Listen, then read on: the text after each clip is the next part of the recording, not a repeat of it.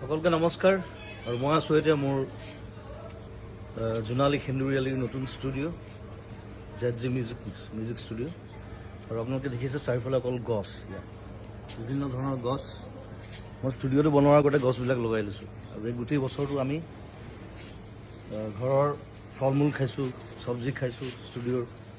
আৰু এটা সম্পূৰ্ণ গ্ৰীণ পৰিৱেশ ঘৰটো মই গ্ৰীণ ৰাখিছোঁ সেইকাৰণে যিমান পাৰি ষ্টুডিঅ'টো আৰু সম্প্ৰতি এটা হুলস্থুল এটা চলি আছে গছ কটাক লৈ বিভিন্ন জেগাত দেখিছোঁ ডাঙৰ ডাঙৰ গছ কাটি দিবলগীয়া হৈছে ৰাস্তা বনিছে তাত কিবা বেলেগ বস্তু বনিছে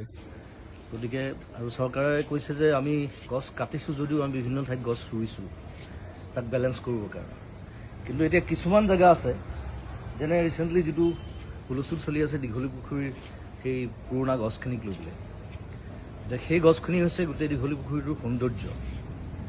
এতিয়া সেইখিনি গছ কাটি যদি বেলেগ জেগাত গছ ৰুৱেও সেই দীঘলী পুখুৰীৰ সৌন্দৰ্যটো ঘূৰি আহিবনে এইটো এটা ডাঙৰ প্ৰশ্ন ৰিচেণ্টলি দেখিলোঁ আগৰতলাত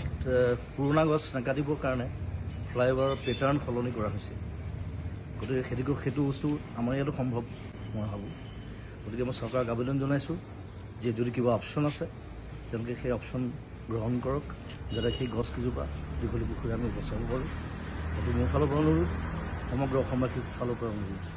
আৰু ধন্যবাদ জনাইছোঁ সকলোকে আৰু এই যিটো আমাৰ বিপ্লৱ চলিছে গছ সংৰক্ষণ গছ বচোৱাৰ তাত সকলোৱে সহযোগ কৰক ধন্যবাদ থেংক ইউ বাই বাই